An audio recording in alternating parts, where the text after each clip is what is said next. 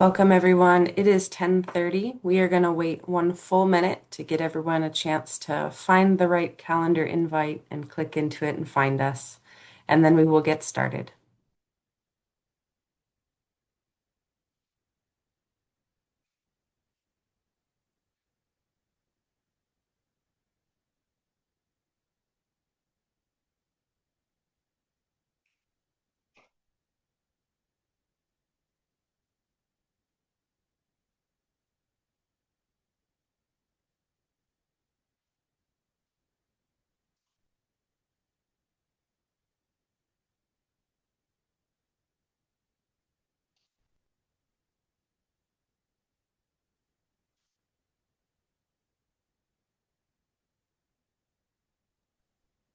All right.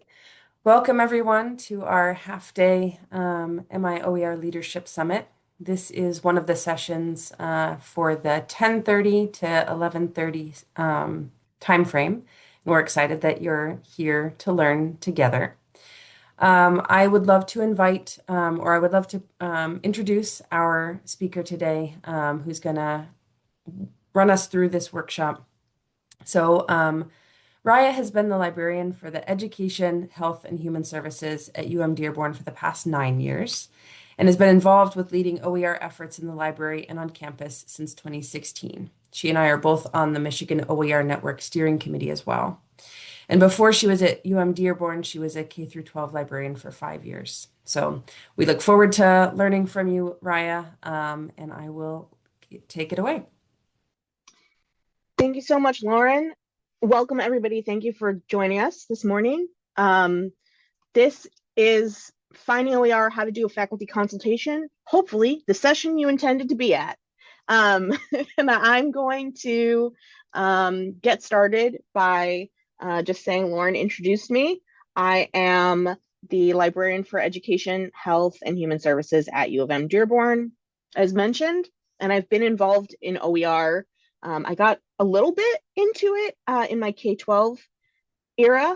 As you can imagine, it's things look a little different there.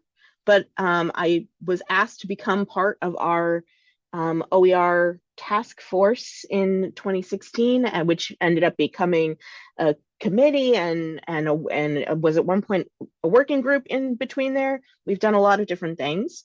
And one of the things that I get called on to do a lot of is consultations for faculty members who are exploring. So that's what we're going to be talking about today. But I would also love to know a little bit about you all. And so I have asked that we try it as a Zoom poll. So hopefully you should be now seeing a little poll pop up so you can tell us a little bit about what you do in your job and what your institution is like and how much OER experience you've got. So if you don't mind to uh, pick what things match you.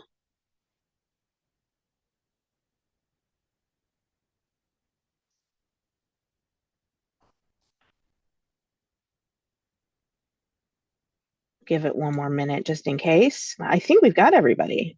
You guys are good. Okay, I'm going to end the poll and share the results. It looks like we've got a lot of librarians in the house, which I guess I'm not shocked about. So 63% of you are librarians, but hey, we've got an instructional designer and a couple of educators. So everybody's welcome. I'm hoping that even if doing library reference stuff is not your normal thing, you're still gonna get some good information today. And then we've got about 25% of you at community colleges and the other 75% at universities. And it looks like everybody here has a couple of years under their belt.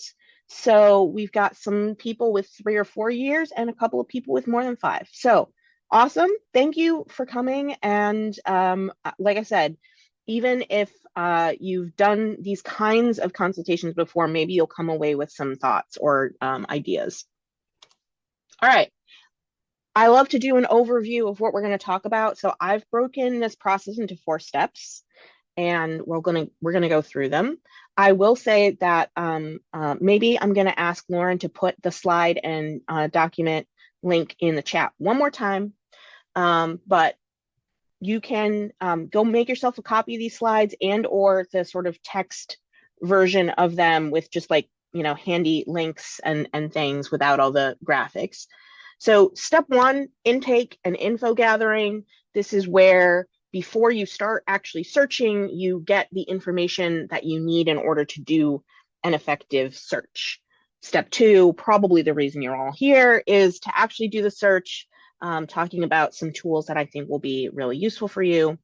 Step three, thinking about other kinds of options that may not be OER, but may still fall under an affordability umbrella. These might include library licensed materials or no or low cost alternatives. And step four, sort of how you then compile that and share it back, including potentially some next steps or resources or support. So let's get into it. And oh, by the way, please, at any time, if you have a question, feel free to either type it in the chat, use the raise hand feature, but you don't have to wait until the end to do that. So we're going to start with step one. So just like a reference interview, for those of you who identified as a librarian, you'll be familiar with this idea of a reference interview. You need some basic information that will help you to get started with a search. So this could look very informal, or it could be built into a more standardized workflow. So basically make it work for you, and whatever works in your context is the right way to do it. I have broken this into a couple of different areas that I think you might need to gather some information about. Where this information comes from could look differently. So let's start in the upper left with the course. You need some basic information about like what course is this for, but that might include things like course objectives and what kind of topical coverage there's going to be. So this might be the kind of thing that you just request the syllabus for, or maybe you have a way that you can view the syllabus already. So some of that you might be able to sort of pull out of an existing document like a syllabus already, but if not, you may need to request it. It may also be worth thinking about like the level of the course and the student profiles. So for instance, things like, is this an introductory course or a capstone or a required course? Is it designed for non-majors? Is it for graduate students, etc.? Things that might sort of influence what kinds of texts might be appropriate, not appropriate. And then what are they currently using as the text or texts, and why are they interested in replacing that text or texts? This could, again, guide what kinds of things you're looking for. So are they just interested in like using open only? Are they interested in sort of just the cost overall and the affordability factor? Or are they looking for other things like a variety of author voices or perspectives, or something more updated, etc.? So that could also help you. Let's go to the right, usage. How will this text be used and shared in the future? So this is more of a license question. Do I need to look for OER that has a particular license? So if they're planning to remix it, then this matters a lot. If they're planning to just adopt it as is, maybe less. And are they seeking just a single text? Some instructors really just want like one thing, or are they open to using elements from multiple sources? Sort of a mix and match approach where you might be able to pull a chapter from here, a chapter from there, or do sort of a course pack approach. Let's go down to the bottom left for features. So again, are there some things that your instructor is really interested in, like interactive elements, or the need for something to be able to work with software like your LMS? So I don't know, we use Canvas. There are some platforms that like have an integration where it can be pulled straight in. That may or may not be a factor that you need to think about. Do they care about pre-made ancillary materials like slides and quizzes? This might influence whether certain things work or don't work. And then do the formats or accessibility needs perhaps matter? So for instance, do you need to be able to have a print copy as an option? Do EPUB versus PDF, all that kind of stuff. Um, and some other questions too in the other box on the bottom right. Is this consultation part of a grant or an official program that has specific requirements on it? So for instance, I know for some of our grants, we have some requirements about like licenses and things like that that might come into play. Does the geography of the author matter? So for some textbooks, they may be written with a particular context in mind. So, do they want it to only be sort of a US publication, or might they be open to another place like a Canadian textbook or an Australian textbook, something like that? And then how recent does the publication need to be? This could be a range. But again, if they're really not interested in looking at anything older than let's say 2010, then there's no reason for you to put those on a list. So I think these are the kinds of questions that I would probably be wanting to know. Again, sort of how you glean all this, it could be sort of a back and forth where it's just sort of like, hey, this is kind of what I'm finding. Is it okay for you? Or it could be more of a sort of formalized process if you want to send them an email and like, hey, could you give me the following information? Or if you use a form or something like that. So I'm open to your questions, but I also kind of wanted to give you a minute to process.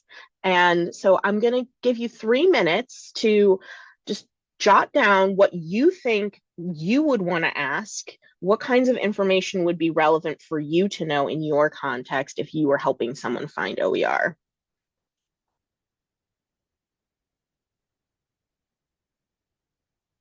And like I said, if you have questions or you uh, need me, type something in the chat or raise your hand.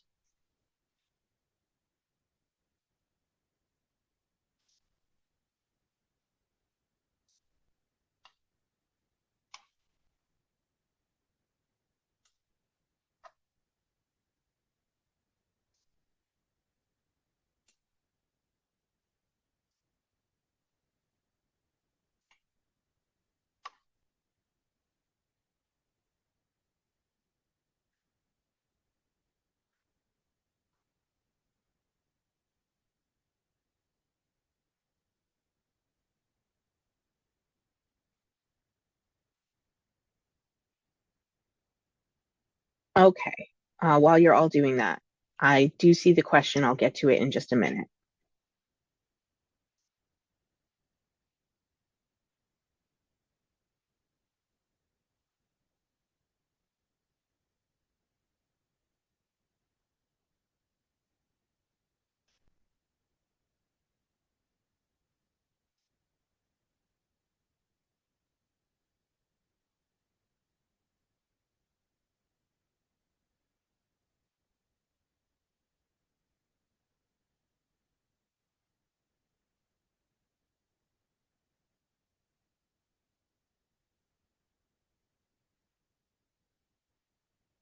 Okay, one more minute for you to jot some things down. And then we can have a quick share back and chat.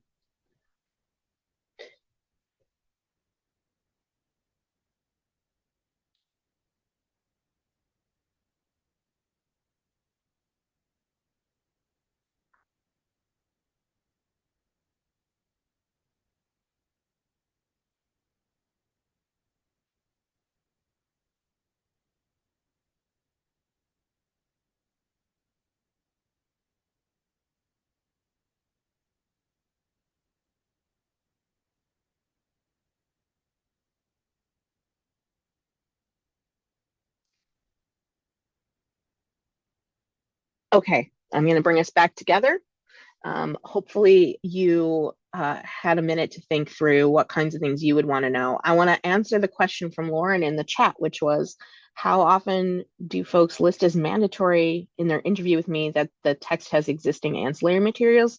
It really varies in my experience. I would say it also may depend on like the kind of adoption that people are interested in. And what they've been using in the past. So for people who have been really used to sort of a total package from a publisher, I think this is where I get it more, and or where there's not a lot of time or resources to potentially develop their own ancillaries. So it varies, but it's important for me to know if that's going to be a deal breaker. Then I would like to give them options and not waste anybody's time, including my own. I would love to hear from some of you on what kinds of questions you jotted down that you thought you might want to ask. So I'm going to invite you to please either raise your hand or just unmute and share with us, like, what kinds of things do you think you would want to ask?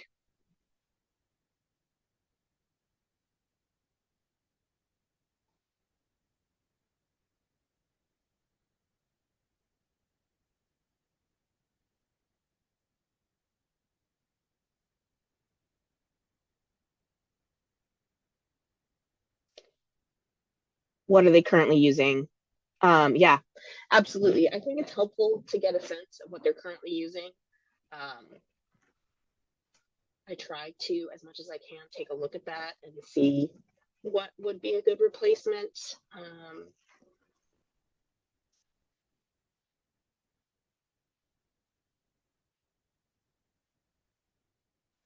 I'm fading in and out. Goodness. Can you hear me okay now? Okay, course level, average number of students online, face-to-face. Yep, all good stuff to know. Personally, the online versus face-to-face doesn't, I find, doesn't make a huge difference, but yes. Okay, so keep thinking about that, because I think it is useful, and you can refine it over time based on your experience, learning outcomes, keywords to describe the course. All this stuff is good. Yes, I think it can really help, especially if you're looking for courses that are like maybe less cut and dry, a little more intersectional. Sometimes you have to be a little creative in finding a book. So for each of these 4 steps, I'm going to ask you to think about how you will operationalize this. What does this intake process look like for you? So is it just you, or are others conducting these same kinds of things in a way that you might need to coordinate and standardize? What's the best format for you to be asking and collecting? Is it a form? Would it be helpful for you to have a checklist, an email template, a LibGuide, or a web page that you can point people to? All of the above. Some of that could be internal only. Some of it could be external facing. Do you need to collect assessment data or other metrics about your consultations that might come into play here? Like, do you need to keep track of how much time you're spending on stuff? And then do you have a workflow to do any kind of follow-up contact or to let other stakeholders know that you've had this consultation? So again, for instance, we have a grant program. So like, do I need to let the people administering the grants know that I had a consultation with somebody about OER? So these are just some of the things you might want to be thinking about, again, if you're going to do these, and capture some information and or make it easier for yourself to get the ball rolling. I'm going to pause for a second in case there are any questions, but otherwise we're going to move on to step 2, which is probably why you're here. And I know that. So step 2 is finding the OER, is doing the actual search. Those of you who have done this in the past know that this may mean multiple searches. Sometimes you can hit the jackpot on the first try. but we'll look at some of the places that I think you might want to search. There are a lot of places, and it might depend on what exactly you're looking for. So let's start with search tools. So these are tools that may search across a whole bunch of other things. So other repositories and whatnot. Um, this is my number one place to start always because I like to, in general, it's like maybe you could find stuff and stop here, but you would at least know that you cast a pretty wide net. My number one recommendation is a tool called Oasis from SUNY Geneseo. It is going to index about 132 different sources of OER. They have a list that you can look at if you're interested in which ones that covers, but it includes things like textbooks, open access books, modules, all kinds of stuff. So it's a really, really, really nice comprehensive place, and it's pretty user friendly. So if you also wanted to sort of send people there to do a search, like I don't think this one is too intimidating. Our European friends in the Netherlands, sorry, this one's from Germany. The Netherlands also gives us some tools that we'll talk about later. Our friends in Germany have created ERSI, the higher ed, like Europe portal search tool. And again, you can see that it has covers a lot of institutions. I will say that when you are searching in ERSI, you may find that filtering by language becomes really important because many of the European countries that are contributing materials are not contributing them in English, which is lovely, but perhaps just be aware of that. If you've been around for a while, you're aware of our old friend, the Mason OER MetaFinder. I don't recommend this one that highly. I think its interface is not very user-friendly. You often have to let it reload multiple times. And it searches indexes the same kinds of places that are being indexed by the other tools. But I do put it there. I think if you're an advanced user and you don't mind the sort of clunky interface of MOM, you should consider it. But I really prefer and recommend Oasis. Let me show you a quick preview of what Oasis looks like. This is the page. You can see that like you've got these tiles. So if you wanted a specific type of material, like if you just wanted a textbook, you could click into that. And then you are in this like more advanced search where you've got all the filters that you might need. So let's say I'm looking for physical chemistry.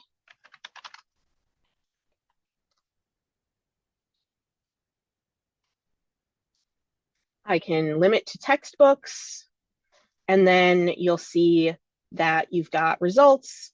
It shows you what the source that it's pulling it in from. It will show you a detailed item view, and then you can actually jump into that source using the link that they provide.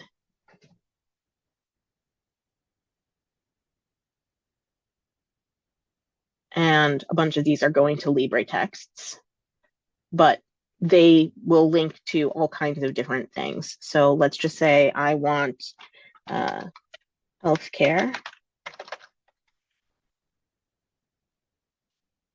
Okay, now, so we're seeing also that it's bringing in other kinds of materials that I could also look at. But let's just look at the textbooks for a second. Again, it'll show you what the source that it's pulling in from, and it'll show you the license as well. So I think this is a really helpful, friendly search tool. You can limit in the ways that make sense. And it has also got the advanced search if you like to use the advanced search interface. So those are some of the search tools that I recommend. And again, my number one is Oasis. Next, repositories. The two top ones that I tend to search first and recommend. Again, that could be a little bit subject specific because there are maybe some repositories that sort of are more focused to a particular discipline like science or math. But for the most part, the two that I recommend are Open Textbook Library, which comes to us from the University of Minnesota, and OER Commons. OER Commons is sort of like the just big big tent of everything. So it's got way more than textbooks in it. And also it's not just higher education, although you can filter by education level. But Open Textbook Library is my number one pick, partially because of the fact that they do focus on textbooks, but also they include like a starred review system.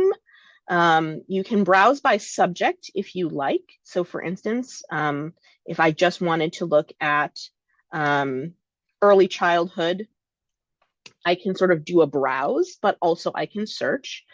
So you'll see here that it shows you with the stars, like the review system. If I click and it shows you very clearly the year that it was written. Again, this is important for a lot of faculty members. They're like, I don't want to look at a textbook that's older than X.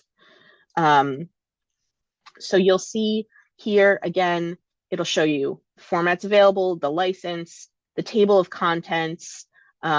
If the authors have provided like sort of an about statement about the textbook, it'll also be here. And then the reviews, which I find, again, to be very helpful when a faculty member is considering adoption, is to show like, hey, here's a whole bunch of other faculty members who have given this a review. And then you'll see they also have a section about ancillaries. So it'll show you if there are linked ancillary materials, but also it allows you to submit ancillaries. So if your faculty member decides to adopt that and then they create something, maybe some slides or some quiz questions or whatever, they can submit them back and then go back into the Commons. So again, I think this is my number one, but also keep in mind OER Commons is a great source. And since I'm talking about like older interfaces that may be better for advanced users, Merlot, which is for the University of California system. Again, I think you're getting coverage when you're searching like Oasis. Oasis is already pulling from the same kinds of sources generally, and a lot of that is in OER Commons as well.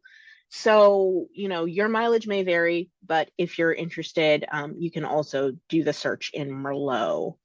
So those are the repositories I recommend. So I think start with the search tools, move into maybe repositories.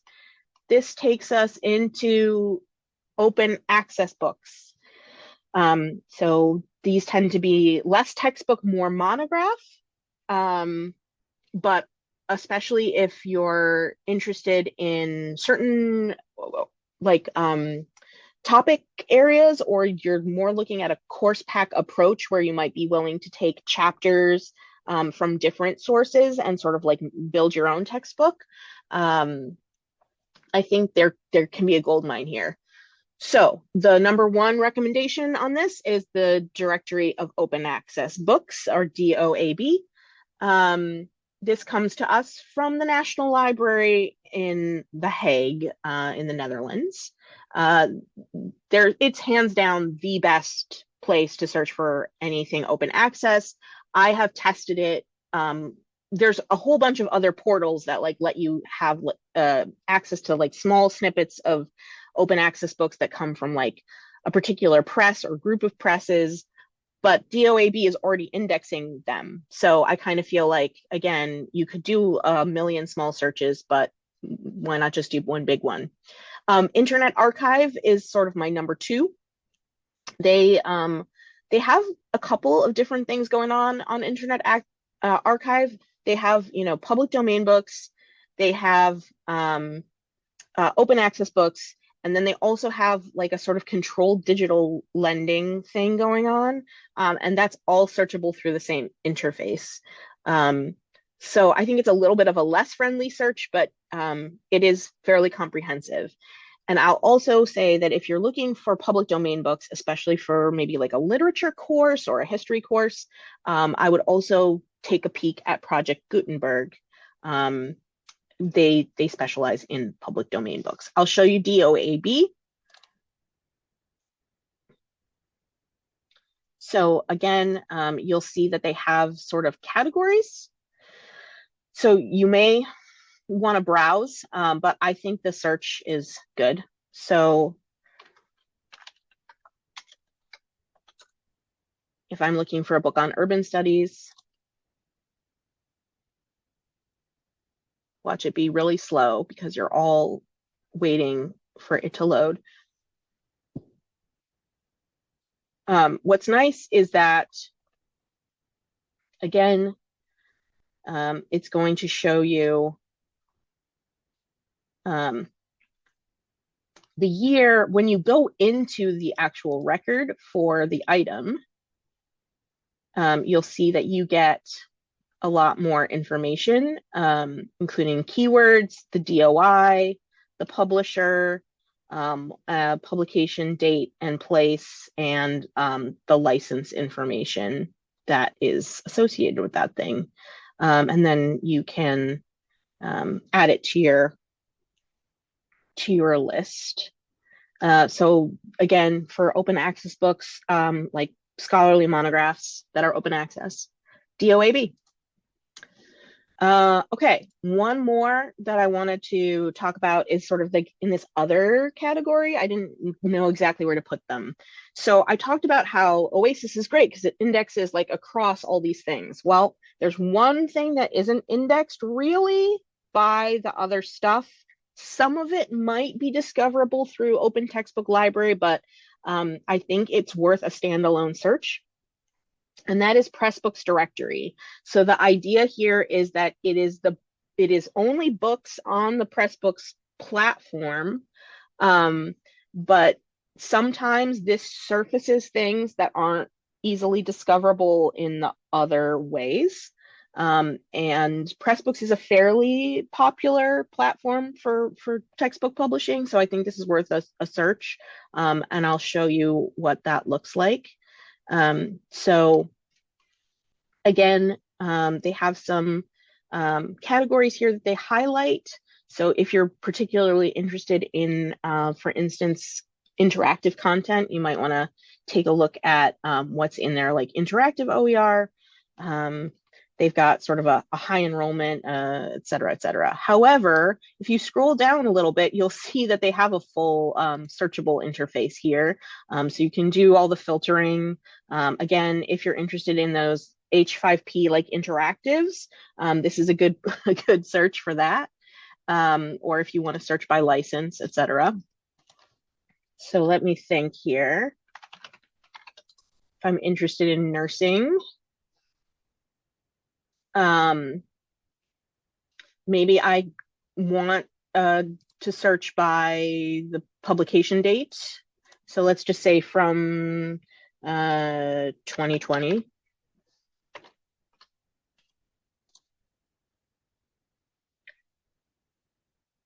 And again, it gives you a lot of information about where that book is being authored, when not only it was published, but updated potentially. So you can see this one was published in 23, but then it got updated in 25. This is from Chippewa Valley Technical College in Wisconsin.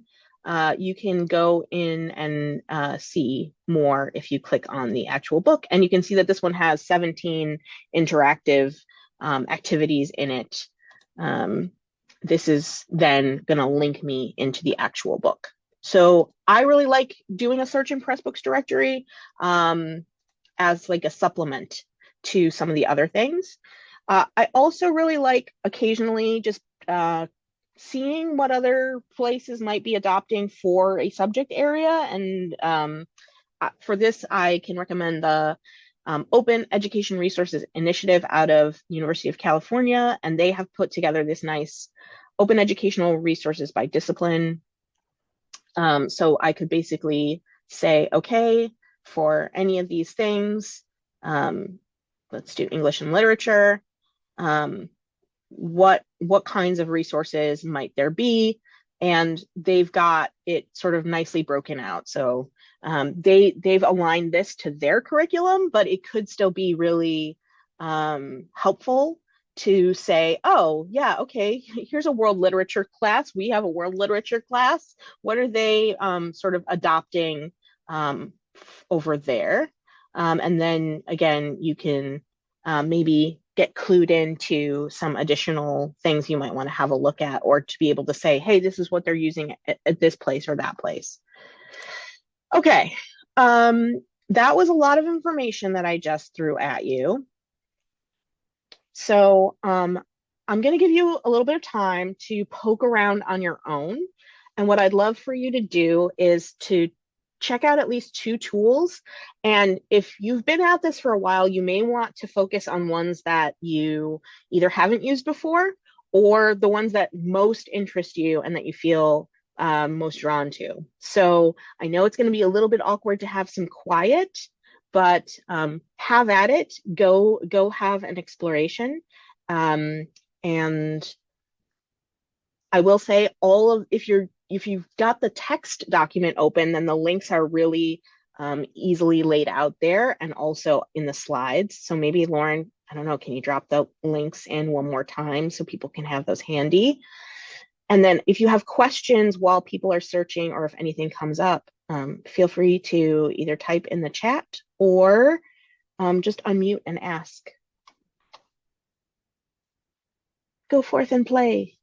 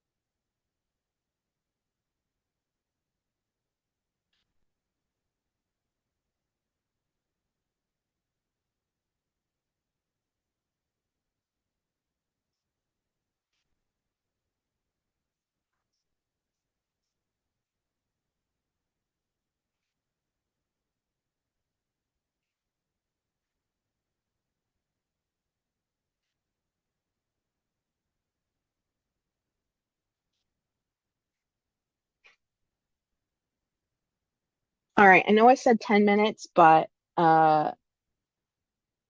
you know, the silence makes me feel awkward. So uh give me a sign in the chat if you feel like you're ready to move on and we can cut that shorter.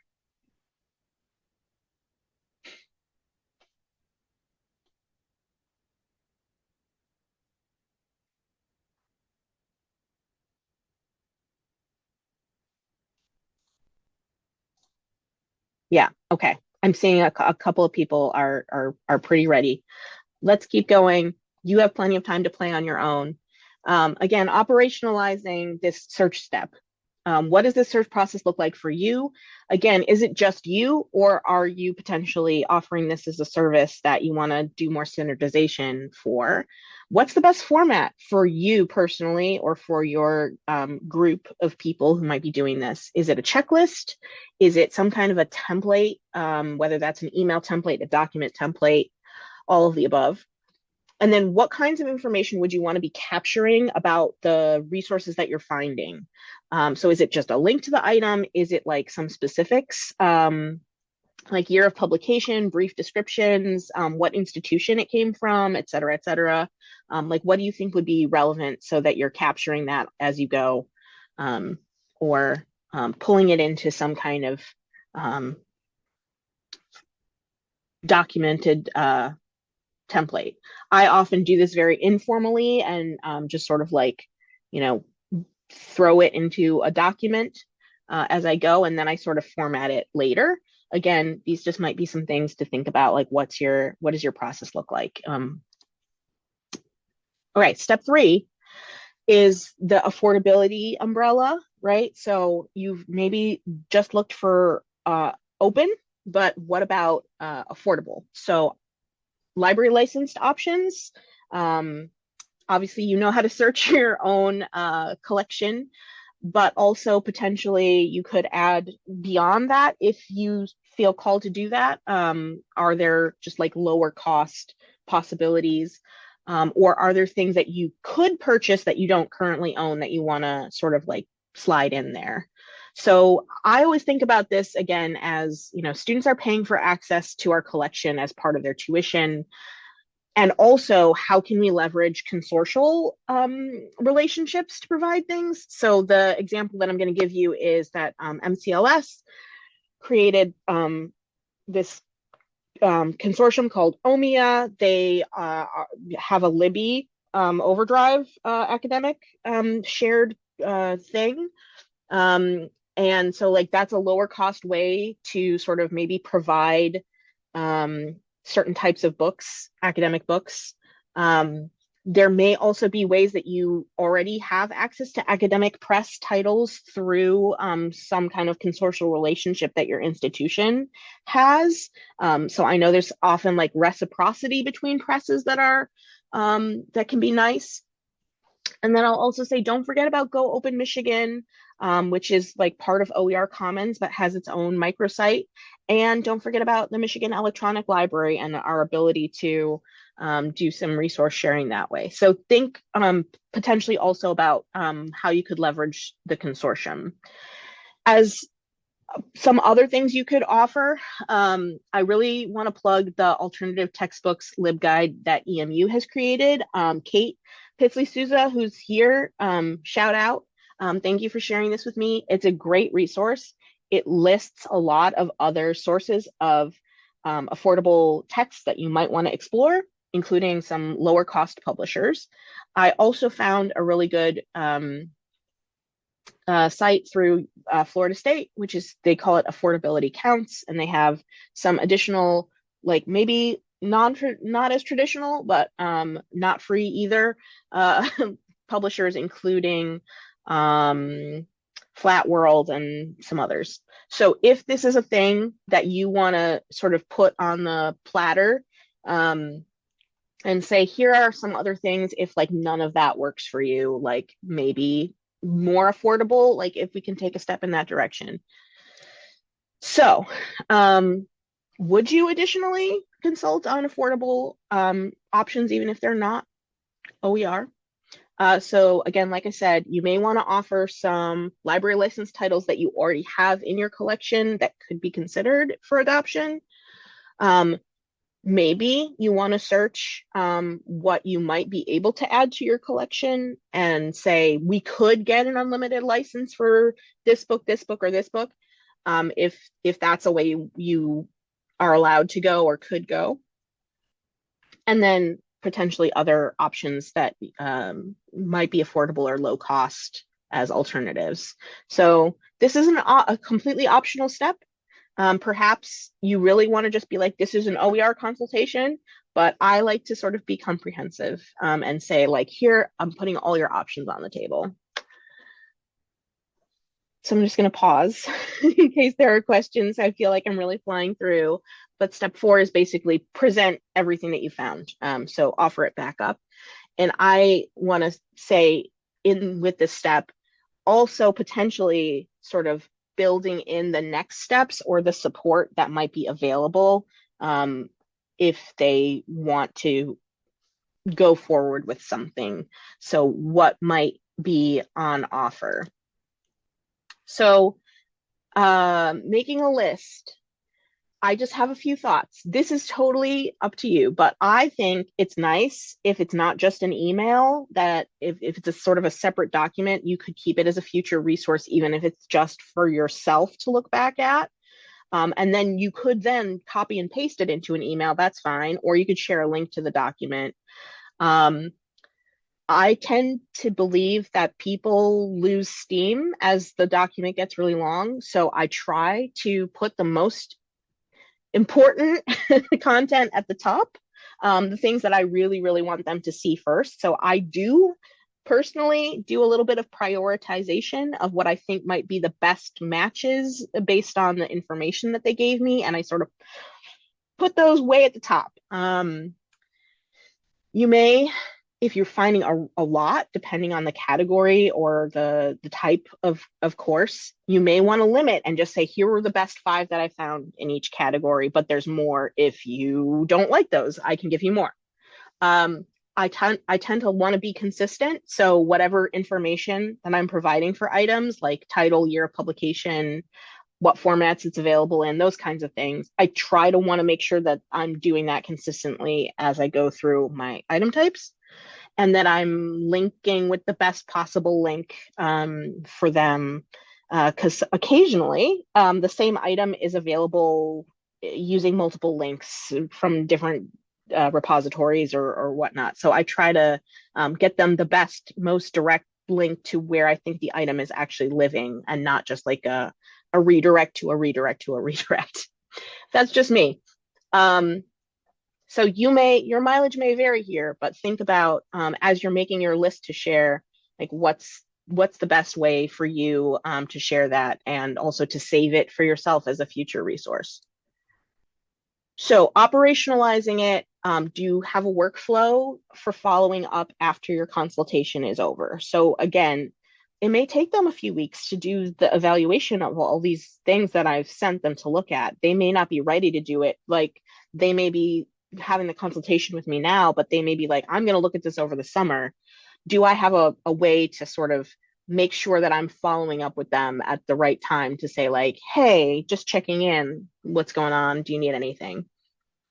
Do you have a committee or a point person on your campus who supports open education that you might either want to loop in or refer somebody to and say, like, hey, as you make your decision, or if you have questions, this is the person who you should be talking to? Are there grants or incentives available for OER adoption that you want to make them aware of? Like, hey, in case you didn't know, if you decide that you want to adopt one of these, you could also apply for this grant. Is there a course marking program on your campus that they need to be proactive about? Like, hey, don't forget, if you decide you're going to adopt this, you need to tell the bookstore, or you need to make sure that you adjust your course marking with the registrar's office. And if they do need to change that thing on file, do they also need to let the library know about their adoption? I know some of you do have programs where you try to keep track of what are the assigned books, and some of us don't. So that may be another step to consider. So without further ado, I will recap. We talked about the information you might need before you search, the actual search that you do, and where and how you might strategize the kinds of things that you're looking for, whether or not you're going to add some additional affordable or library licensed materials onto that consultation, and then how you are compiling and sharing back with the potential of sort of added next steps and resources and supports on your campus. So that is what I've got for you. And now I want to hear back. What are you going to do with this? Do you have plans for how this might spark some kinds of documentation, whether that's just internal, um, like checklists or templates that you might use for this, just to make sure that you're consistently doing the same kind of thing? Might you modify an existing process or a workflow, market or promote OER consultations as a distinct service that you would offer and that is available? And maybe just share this information with somebody else, whether it's a faculty member or somebody else on your team or a colleague at a different institution. So yeah, I think at this point, maybe, I don't know if Lauren's willing to stop the recording, if it makes you feel more willing to just chat and talk about your takeaways from today and whether you have any questions for me. Thank you so much, Raya. Yes, I can stop the recording here. And I just want to thank you for your time and thank everyone for being here in this session.